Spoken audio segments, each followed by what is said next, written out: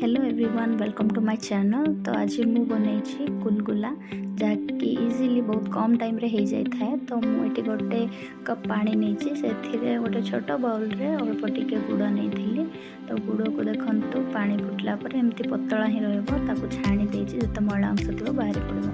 तो ये मुझे 1.5 कप अटा नहीं अटारे से पानी को भलसे एमती अल्प अल्प पकईकि घाटी देवी। तो देखो बैटर एमती टिके मोटा ही गला मोर। तो मुझे आउे पानी पकईली पानी पकईकि भलसे घाटी देली। तो तार बैटरटा बहुत भल भाव देखु रेडी हो गला। तो ताकू मु घोड़े गोटे 15 मिनिट में छाड़ी देती।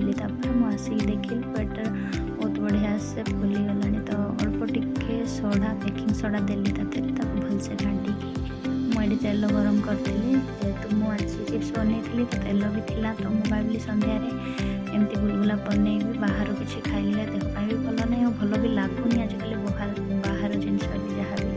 तो एमती घरे ही बनई सन्ध्या मामा बापा को भी देती से बहुत खुशी गले। जहाँ भी टिके परिश्रम कलापर घरे बनइले बहुत खुशी लगे। रेडी हो गला आम